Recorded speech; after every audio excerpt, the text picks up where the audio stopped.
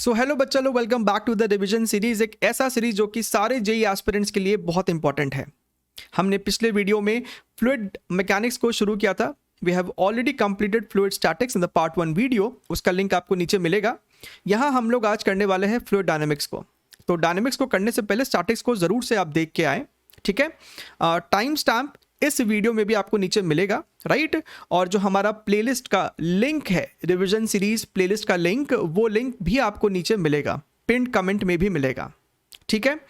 अच्छा, चलिए सबसे पहले हम लोग समझ लेते हैं कि फ्लूइड डायनेमिक्स में हम लोग डिस्कस क्या क्या करने वाले हैं। यहाँ पे हम लोग देखेंगे कि टाइप्स ऑफ फ्लो कैसा होता है, रेनॉल्ड्स नंबर का फॉर्मूला क्या होता है, ये क्यों इतना इंपॉर्टेंट है, राइट। जेई 2021 में भी इसके ऊपर सवाल पूछा गया था और एक ऐसा सवाल बनाया गया था जो वही बच्चे सॉल्व कर सकते हैं जिसने एनसीईआरटी के कुछ 4 से 5 लाइनें पढ़ी थी, ठीक है। आइडियल फ्लूइड के 4 अजम्पशंस क्या है, इक्वेशन ऑफ कॉन्टिन्यूटी का फॉर्मूला क्या है, बर्नौलीज इक्वेशन क्या है। Equation of continuity and Bernoulli's equation को मिला के बहुत सारे प्रॉब्लम्स बनते हैं, जैसे कि आपका pressure speed relation in the horizontal flow, speed of efflux, Torricelli's law, speed of efflux in some other cases, right. Vessel emptying time, आपके पास एक वेसल है, आपने नीचे में छेद कर दिया, ऊपर में लिक्विड है, तो उस लिक्विड को कंप्लीटली बाहर निकलने में कितना समय लग सकता है। अगर लिक्विड का हाइट h है तो h/2 होने में कितना टाइम लग जाएगा, right. Thrust on the vessel, liquid बाहर निकलता है तो वेसल पे बैकवर्ड डायरेक्शन में एक थ्रस्ट फोर्स लगता है, उसकी मैग्नीट्यूड क्या है, उसके ऊपर भी 2021 में आपको सवाल पूछा गया था। वेंचुरी मीटर क्या है, इसका 2 सेटअप है, एक सेटअप का डायग्राम तो आपको एनसीईआरटी में दिया हुआ है और अलग अलग जगह पे कुछ और सेटअप भी है इसका, ठीक है। चलिए, अगर आप बच्चे कंफर्टेबल है तो आप इसे 1.5x स्पीड पे भी देख सकते हैं, तो और भी कम समय में आपको बहुत स्मूथ रिवीजन मिल जाएगा। चलिए, streamline flow and turbulent flow best तरीका होता है इस डायग्राम के थ्रू समझने का। बहुत ही बेसिक सा एग्जांपल है, इवन आपके एनसीईआरटी में भी यही एग्जांपल मेंशन्ड है। आपके पास टैप है, राइट।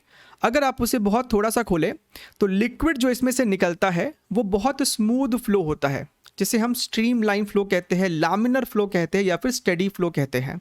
लेकिन अगर वहीं आप ये जो टैप है उसे बहुत ज़्यादा खोल देंगे तो बहुत स्पीड में लिक्विड पानी यहाँ नीचे निकलता है, काफ़ी ज़्यादा मिक्सिंग होता है, इराटिक फ्लो है, रैंडम फ्लो है। इसी को हम लोग टर्बुलेंट फ्लो कहते हैं। तो आप यहाँ से समझ सकते हैं कि फ्लो स्ट्रीमलाइन होगा कि टर्बुलेंट होगा, ये जो स्पीड है उस पर बहुत डिपेंड करता है, ठीक है। एक जो बहुत यहाँ पे बारीक डेफिनेशन है स्टेडी फ्लो का या फिर स्ट्रीमलाइन फ्लो का, कि किसी भी पॉइंट पे यहाँ पे जो अभी जो ये रेड डॉट है, मान लीजिए कि यहाँ पे जो पार्टिकल है, लिक्विड ड्रॉपलेट है, उसकी बात की जा रही है।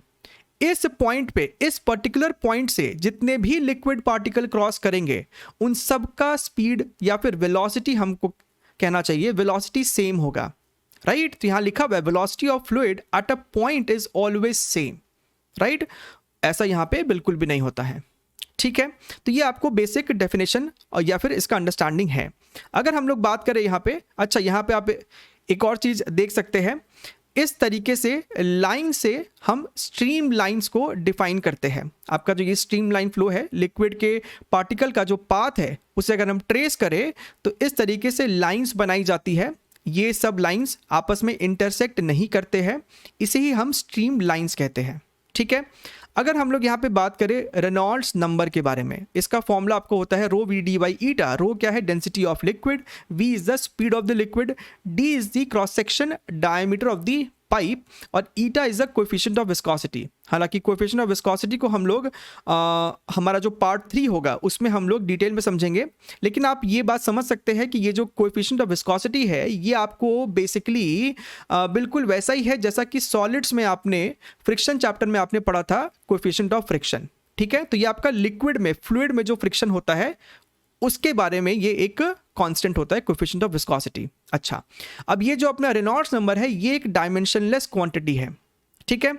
अच्छा, तो अगर आपके पास ये सब डेटा है, right, rho, V, D and eta, उसको पुट करने पे आपको एक नंबर निकल के आएगा। अगर वो नंबर 1000 से कम है तो फ्लो आपका स्ट्रीमलाइन है, अगर वही नंबर 2000 से ज़्यादा है तो आपका फ्लो टर्बुलेंट है। लेकिन अगर आपका ये नंबर 1000 और 2000 के बीच में कहीं लाई करता है तो आपका फ्लो जो है अनस्टेडी है। और इसी के ऊपर, ये जो आपका 1000 और 2000 के बीच में है ना, इसी के ऊपर आपको सवाल पूछा गया था जेईई 2021 में, जो सवाल अभी आपके सामने स्क्रीन पे आ भी रहा होगा। ठीक है, चलिए अब हम लोग बात करते हैं आइडियल फ्लूइड। आइडियल फ्लूइड जो है उसके ऊपर 4 अजम्पशन है। ठीक है, सबसे पहला अजम्पशन होता है कि हमारा जो फ्लूइड है वो इनकम्प्रेसिबल है, यानी कि उसकी डेंसिटी थ्रू आउट जो है वो हमेशा सेम रहेगी, वेरी नहीं करेगी। राइट, नॉन विस्कस होगा हमारा fluid, there is no friction property. Right, streamline flow होगा, जैसा कि हमने अभी अभी देखा कि ये होता क्या है, एंड नो रोटेशनल इफेक्ट। कहने का मतलब है कि अगर हमारा लिक्विड फ्लो कर रहा है और आपने उसमें कोई पार्टिकल को रखा है तो वो पार्टिकल जो है अपने एक्सिस के अबाउट रोटेट नहीं करेगा, अपने सेंटर ऑफ मास के अबाउट रोटेट नहीं करेगा। ठीक है, चलिए तो अब हम लोग आगे जितने भी टॉपिक्स को पढ़ेंगे वहां पे हम ये मान के चलते हैं कि हमारा जो फ्लूइड होगा वो हमारा आइडियल फ्लूइड होएगा या फिर ये सब प्रॉपर्टीज को फॉलो करेगा। अब इसी इनकम्प्रेसिबल प्रॉपर्टी के ऊपर बेस्ड होता है हमारा equation of continuity. Just because हमारा जो लिक्विड है वो इनकम्प्रेसिबल है, यानी कि अगर इस पाइप से लिक्विड फ्लो कर रहा है तो जितना वॉल्यूम ऑफ लिक्विड एंटर करेगा पर सेकेंड उतना ही वॉल्यूम ऑफ लिक्विड पर सेकेंड निकलना भी चाहिए, जिसे हम कहते हैं volume flow rate. So volume flow rate is constant, dv by dt is constant. यहाँ पे v आपका वॉल्यूम है, वेलोसिटी नहीं। ठीक है, सो dv by dt is constant, इसका यूनिट के क्या होगा अपना, मीटर क्यूब पर सेकेंड। ठीक है, अच्छा अब ये dv क्या है, it is a very small volume. Right, तो हम इस dv को रिप्लेस कर सकते हैं ना cross section area into dx। ठीक है, और dx बाई dt क्या होता है, हमारा speed, velocity. So a into velocity is equal to constant, cross section area into velocity is constant. और यही हमारा बहुत पॉपुलर है इक्वेशन ऑफ कॉन्टिन्यूटी। ठीक है, अगर हम इस पॉइंट और इस पॉइंट के बीच में इक्वेशन ऑफ कॉन्टिन्यूटी लगाए तो हम कह सकते हैं कि a1 v1 is equal to a2 v2, volume flow rate in is equal to volume flow rate out. ठीक है, एग्जाम्पल के तौर पे मान लीजिए आपके पास ऐसा कोई पाइप का स्ट्रक्चर है, यहां से भी लिक्विड एंटर कर रहा है, यहां से एंटर कर रहा है और यहां से एग्जिट कर रहा है। तो टोटल जो एंटर करेगा प्रति second is equal to total जो निकलेगा प्रति सेकेंड, पर सेकेंड। तो a1 v1 plus a2 v2 is equal to a3 v3 plus a4 v4। तो सिर्फ इतना ही समझ के नहीं चलना है, हमें उसको अप्लाई करना होगा अलग अलग सिचुएशन में। ठीक है, आपके सामने यहाँ पे एक और एग्जाम्पल है, जेईई ने इसके ऊपर भी पहले भी 2 बार सवाल पूछ रखा है। ठीक है, यहाँ पे क्या है, आपके पास टैप वाटर है, आपने टैप को ओपन करा तो लिक्विड जो है, पानी जो है यहाँ से निकलता है। जैसे ही निकलना शुरू कर दिया उसके बाद ये फ्री फॉल करता है। ठीक है, मान लेते हैं कि यहाँ पे जो क्रॉस सेक्शन एरिया है वो A0 है और h हाइट नीचे इसका cross section area capital A है। यहाँ पे मान लेते हैं जो स्पीड है वो v0 है और यहाँ पे स्पीड आपका v है। ठीक है, तो हमें पता है इक्वेशन ऑफ कॉन्टिन्यूटी से a0 v0 is equal to av। Right, अब क्योंकि जब ये लिक्विड नीचे गिरेगा तो इसकी वेलोसिटी बढ़ेगी, और अगर वेलोसिटी बढ़ेगी तो क्रॉस सेक्शन एरिया को कम होना ही पड़ेगा। इसीलिए जब ये लिक्विड नीचे गिरता है तो ये पतला होता जाता है, नैरो होता जाता है। समझ में आ रहा है? तो हमें ये एरिया शायद पूछा जाए सवाल में कि बताइए जब ये h हाइट नीचे गिरी थी लिक्विड तो इसका अब क्रॉस सेक्शन एरिया क्या है। तो हमारे पास यही वाला फॉर्मूला है, राइट। और हमारे पास एक और फॉर्मूला होगा कि ये v की वैल्यू कितनी है, v square is equal to v not square plus 2gh, right. Kinematics का इक्वेशन है, आप इन दोनों को इस्तेमाल करेंगे तो हमको ये निकल के आ जाएगा। क्लियर एकदम? चलिए आगे बढ़ते हैं। अब बर्नौलीज इक्वेशन, तो भैया ये जो हमारा बर्नौलीज इक्वेशन है ना, ये बेसिकली आपका एनर्जी कंजर्वेशन पे बेस्ड होता है। ठीक है, based on conservation of mechanical energy to flow of ideal fluid. ठीक है, अच्छा यहां पे क्या है हमारे पास, टर्म्स को ध्यान से समझिए। Pressure plus half rho we square plus rho G H is always constant at any given point, at any given location. ठीक है, इस P को हम लोग कहते हैं pressure energy per unit volume. Right? Pressure energy per unit volume is basically pressure at a given point. Half rho we square is nothing but kinetic energy per unit volume. अगर आप ध्यान से सोचे तो काइनेटिक एनर्जी होता है half M we square. अगर आप उसे वॉल्यूम से डिवाइड कर दो तो मास बाई वॉल्यूम हो जाएगा डेंसिटी. रो जी एच हमारा होता है potential energy per unit volume. ये जो तीनों का समीशन है ना वो हमेशा कांस्टेंट होएगा. ठीक है एकदम. अच्छा, सपोज कीजिए ये आपका पाइप है, इस तरीके से लिक्विड इसमें फ्लो कर रहा है. यहाँ पे आपका वेलोसिटी v1, पाइप का जो क्रॉस सेक्शन एरिया है वो आपका a1 है और प्रेशर यहाँ पे p1 है. Similarly p2, a2 and v2. Right? हमने यहाँ पे एक रेफरेंस लेवल भी लिया है. रेफरेंस लेवल से ये h1 हाइट पे है और ये वाला h2 हाइट पे है. तो अगर हमसे कोई बोले कि पॉइंट नंबर 1 और 2 के बीच में बर्नौलीज इक्वेशन को लगाओ, तो हम इस तरीके से इक्वेशन लिखेंगे. 1 नंबर पॉइंट पे P1 plus half rho V1 square plus rho g H1 is equal to P2 plus half rho V2 square plus rho g H2. Clear है एकदम. अच्छा, अब यहाँ पे हमें जो है स्पेशल केस इसका देखना है क्योंकि उसके ऊपर बहुत ज़्यादा एप्लीकेशन है. स्पेशल केस क्या है कि मान लीजिए ये जो पाइप है और रादर हमारा जो फ्लो है वो आपको हॉरिजॉन्टल हो रहा है. Right? 6th point is horizontal flow. तो यहाँ पे हमारे पास प्रेशर और वेलोसिटी के बीच में एक रिलेशन निकल के आता है जो हमें याद रखना है. एंट्री पॉइंट पे velocity v1, pressure p1, area a1, similarly p2, v2 and a2. हम यहाँ पे क्लियरली देख सकते हैं कि ये वाला जो एरिया है a1 वो बड़ा है और ये एरिया छोटा है. तो इक्वेशन ऑफ कॉन्टिन्यूटी से आप क्या बोल सकते हैं? आप ये बोल नहीं सकते कि सर ये वाला जो वेलोसिटी होगा वो ज़्यादा होगा. a इंटू वी का प्रोडक्ट हमेशा कांस्टेंट होता है. तो अगर यहाँ का एरिया छोटा तो यहाँ का वेलोसिटी ज़्यादा. अच्छा सर, तो v2 जो है सर वो v1 से बड़ा है और रादर v1 जो है वो v2 से छोटा है. बढ़िया.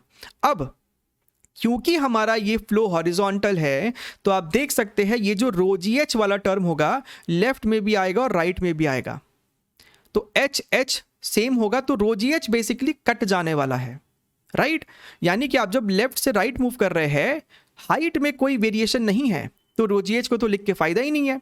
तो सिंपली हम यहाँ पे लिख सकते थे कि pressure plus half rho we square is equal to constant.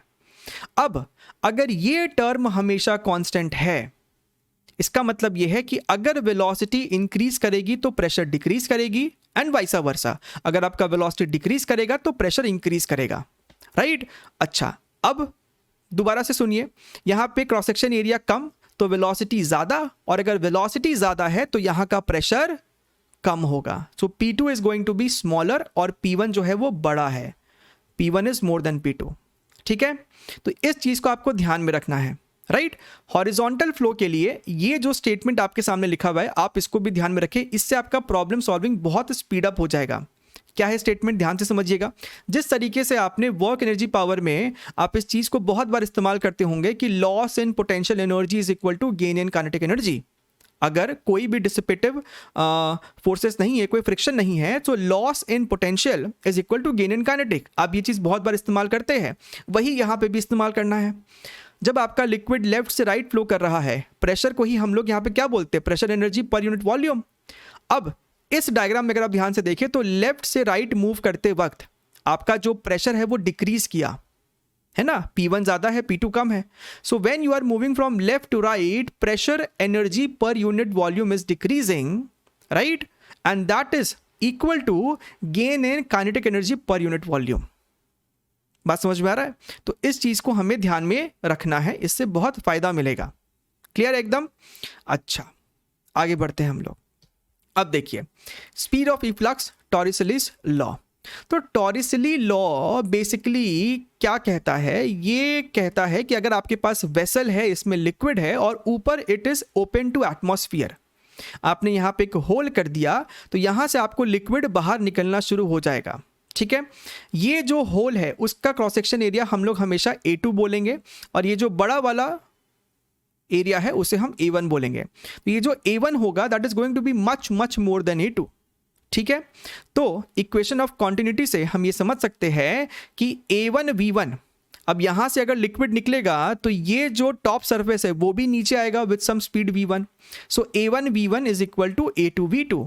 लेकिन क्योंकि हमारा A1 बहुत बड़ा होगा और रादर हमारा A2 बहुत छोटा होगा, इसका मतलब है कि V2 बहुत बड़ा होगा. So V2 is going to be much more than V1। तो मैथमेटिकल कैलकुलेशन में हम लोग क्या करेंगे, V1 को इग्नोर कर दिया करेंगे, ठीक है। अब टॉरिसली लॉ क्या कहता है, ये कहता है कि जो ये V2 होगा ना, ये आपको होगा √2gh। ये जो V2 स्पीड होगा, ये स्पीड वैसा ही होता है जैसे कि एक फ्रीली फॉलिंग बॉडी का स्पीड होता है after falling through a height of h। यही यहाँ पे लिखा है, identical to freely falling body, ठीक है। हम लोग यहाँ पे इस चीज़ को एक बारी समझ लेते हैं। क्यों? क्योंकि ज़रूरी नहीं कि आपके पास सवाल हमेशा ऐसा ही मिले, सिचुएशन बदल सकता है। तो कैसे आता है ये भी समझना ज़रूरी है। आप क्या कीजिए, ये जो होल है ना, ये होल के जस्ट राइट और जस्ट लेफ्ट देखिए।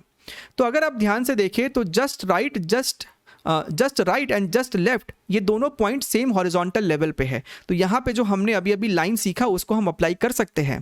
कहने का मतलब है आपका जब लिक्विड लेफ्ट से राइट आता है, उसका प्रेशर घटा था, डिक्रीज हुआ था। क्यों? क्योंकि लेफ्ट साइड में जो प्रेशर होगा जनाब, वो आपको होगा P0 प्लस ρgh। ऊपर एटमॉस्फेयर है, तो यहां पे जो प्रेशर होगा आपके पास P0 प्लस ρgh होगा, और होल के जस्ट राइट साइड आपको प्रेशर सिर्फ P0 है। So there is a loss of pressure, right, loss of pressure energy per unit volume. और इस लॉस के कारण उसने कुछ काइनेटिक एनर्जी गेन किया है। बात समझ में आ रहा है? कुछ खोया है तो कुछ पाया भी होगा।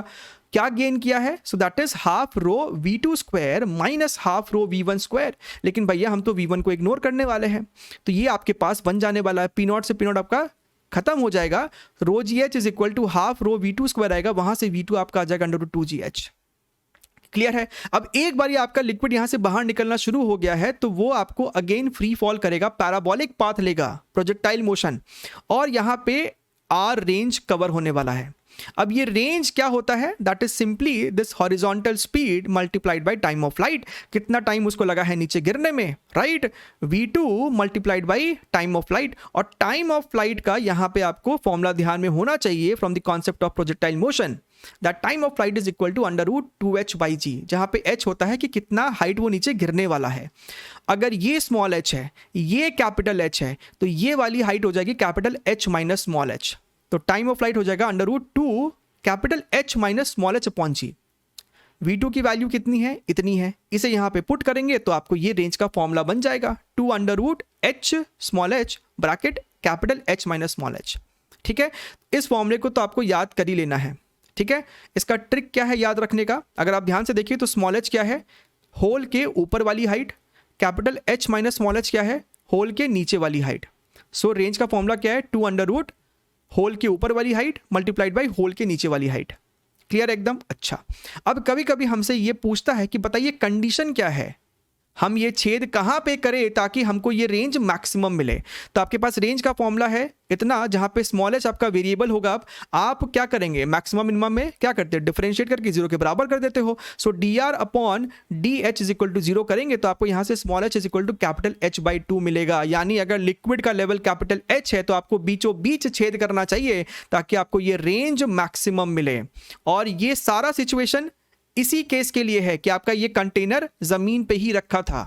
ठीक है, अच्छा है। और अगर आप इस स्मॉल h की वैल्यू को दोबारा से इस फॉर्मूले में पुट करेंगे तो आपको रेंज जो सबसे मैक्सिमम रेंज हो सकता है वो कैपिटल H ही निकल के आएगा। तो ये सब कुछ आपको याद होना चाहिए क्योंकि डायरेक्ट क्वेश्चन इसके ऊपर पहले भी आ चुका है और आगे भी आ सकता है।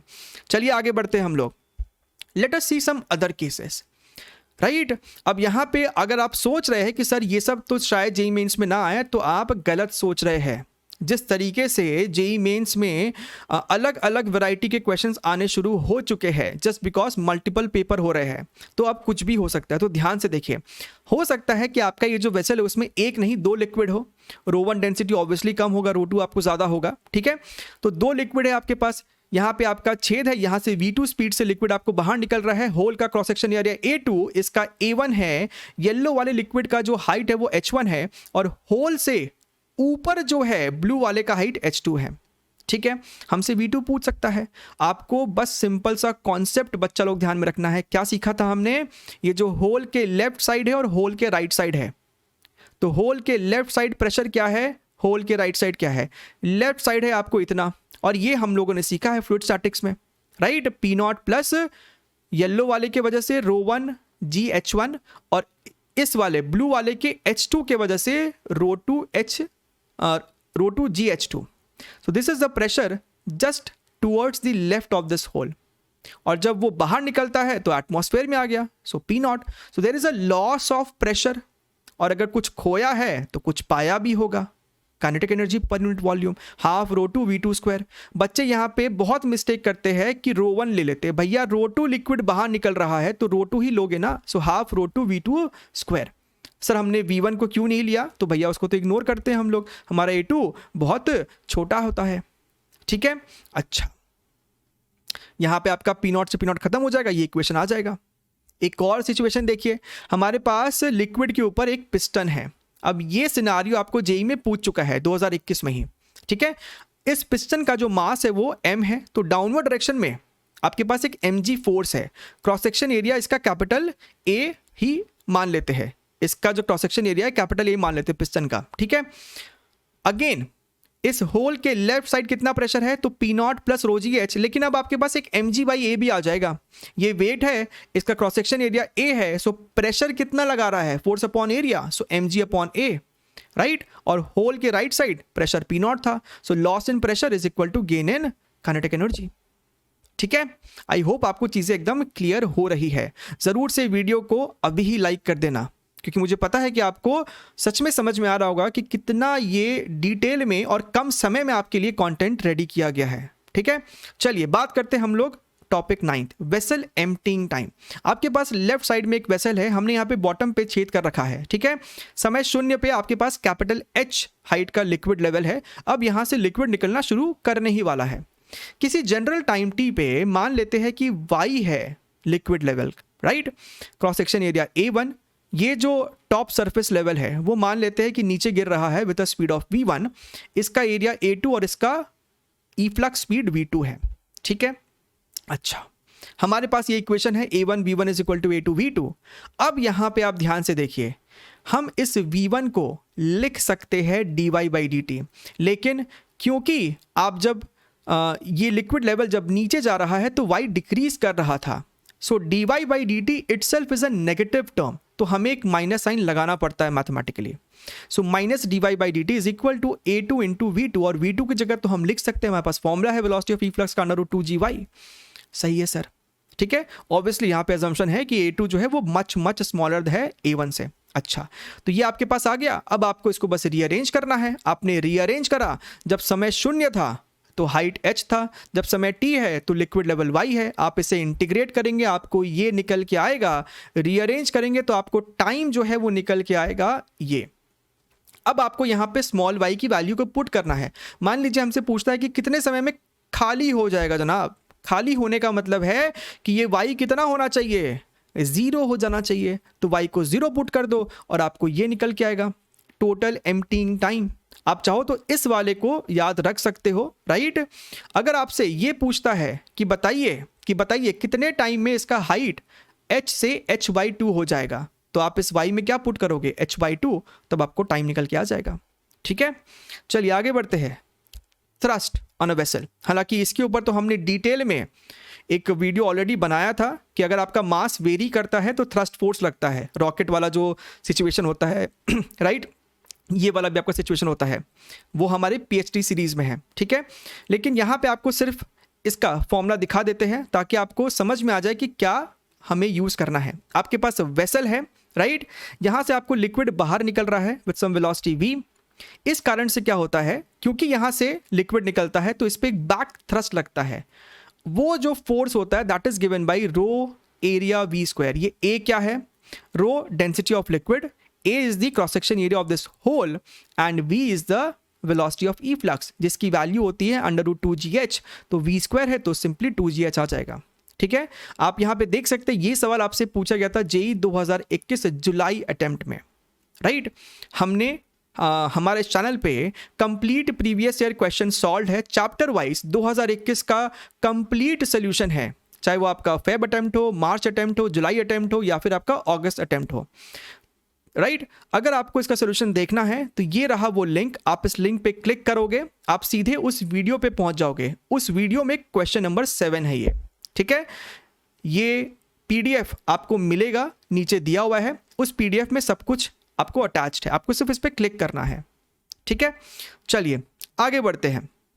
Question topic 11, the last topic, venturi meter. Right, बच्चों को पता नहीं क्यों इससे भी घबराहट होती है, कुछ घबराने वाला बात नहीं है।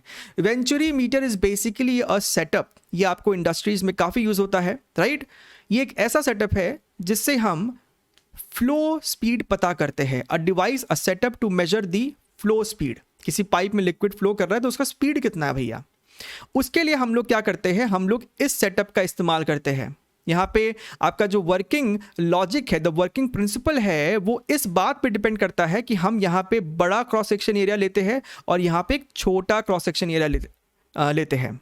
राइट, अच्छा, अगर आपको ध्यान में है तो हमने कुछ टाइम पहले ही देखा था कि अगर यहाँ का क्रॉस सेक्शन एरिया कम है तो यहाँ के लिक्विड का वेलोसिटी जो है वो ज़्यादा होगा, और अगर वेलोसिटी ज़्यादा है तो प्रेशर P2 यहाँ पे कम होगा। ठीक है, हॉरिजॉन्टल फ्लो है, यहाँ पे आपको प्रेशर ज़्यादा है। ठीक, अब हम लोग क्या करते हैं, हम लोग यहाँ पे वर्टिकल डायरेक्शन में ऊपर में एक ट्यूब और यहाँ पे भी एक ट्यूब लगा दिया। अच्छा, अब क्योंकि यहाँ पे प्रेशर ज़्यादा है तो यहाँ पे लिक्विड ज़्यादा हाइट चढ़ता है और यहाँ पे कम हाइट ऊपर चढ़ा है। राइट, मेक सेंस, बढ़िया है। इनके बीच का जो हाइट डिफरेंस है वो है स्मॉल h। ठीक है, अगर ये मेरा रेफरेंस लेवल है, यहाँ से ये y1 है, यहाँ से ये y2 है, तो y1 minus y2 is your small h। बढ़िया है। अच्छा, हमें यहाँ पे पता क्या करना है, हमें यहाँ पे v1 पता करना है सर। ठीक है, मान लीजिए हमें v1 पता करना है, फ्लो स्पीड इस पॉइंट पे। अच्छा, तो हम यहाँ पे जानते हैं ना P1 minus P2 loss in, यहाँ पे प्रेशर ज़्यादा है, यहाँ पे प्रेशर कम है, सो 1, और जब लिक्विड आपका 1 से 2 पे जा रहा है there is a loss of pressure energy. Right, so P1 minus P2 is equal to gain in kinetic energy, so half rho V2 square minus half rho V1 square. सही है सर। अच्छा, क्या इस P1 को हम लोग लिख सकते हैं रो जी y1, क्योंकि वर्टिकल डायरेक्शन में तो आपका लिक्विड जो है वो स्टैटिक है, तो यहाँ पे हम हाइड्रोस्टैटिक प्रेशर लगा रहे हैं। राइट, रो जी y1। राइट, अच्छा, यहाँ पे ऊपर में आपका P0 भी हो सकता है, लेकिन यहाँ पे भी P0 आएगा, यहाँ पे भी आएगा, वो दोनों आपका कटने वाला था, तो हम लोग यहाँ पे सिर्फ लिक्विड प्रेशर को ले रहे हैं। So rho g y1 minus rho g y2 is equal to half rho. इस V2 को भी हम लोग रिप्लेस कर सकते हैं ना इक्वेशन ऑफ कॉन्टिन्यूटी से। हमारे पास A1 V1 is equal to A2 V2 होता है, तो हम V2 को लिख सकते हैं A1 V1 अपॉन A2। अब यहाँ पे इस V2 के जगह हम लोग इसको रिप्लेस करेंगे। राइट, आपको चीज़ों को बस रीअरेंज करना है। यहाँ पे आप रोजी कॉमन लो तो y1 minus y2 is nothing but small h, तो रोजी h आ जाएगा इज इक्वल टू इतना आएगा। तो यहाँ से आप रीअरेंज करो, आपको V1 का ये फॉर्मूला निकल के आता है, यही आपको हर जगह मेंशन मिलेगा। ठीक है, मैं ये नहीं कह रहा कि आप इस फॉर्मूले को रट लो, लेकिन ये जो निकालने का तरीका है ये बहुत सिंपल है, तो आप इस लॉजिक को भी अगर समझ रहे हो कि कैसे हो रहा है तब भी आपसे ये बन जाएगा। ठीक है, आपको ध्यान में हमेशा ये रखना है कि ये जो P1 माइनस P2 है, ये जो प्रेशर डिफरेंस है ना, इसी के कारण यहाँ पे हाइट डिफरेंस आया है। तो आप अपने मन में ध्यान में रखो कि P1 माइनस P2 जो होगा वो रो जी एच होगा। राइट, इसका जो सेकेंड सेटअप होता है वहां पे हम लोग ऊपर में नहीं ट्यूब जोड़ते हैं, नीचे में जोड़ते हैं इस तरीके से। ठीक है, अच्छा, बस यही एक डिफरेंस है। एक और डिफरेंस है, वो क्या है, हम लोग नीचे वाले ट्यूब में कोई और लिक्विड डालते हैं। ठीक है, जनरली मरकरी डालते हैं, आप सवालों में देखोगे कि मरकरी होता है, तो यहाँ पे हमने वाइट से दिखाया है, इसका डेंसिटी कुछ अलग ही होगा, रो एम। बढ़िया है। जब तक ये नीचे वाला ट्यूब इस बड़े वाले पाइप के साथ कनेक्टेड नहीं था तब तक दोनों लेफ्ट और राइट आर्म में इस वाइट वाले लिक्विड का लेवल सेम रहा होगा।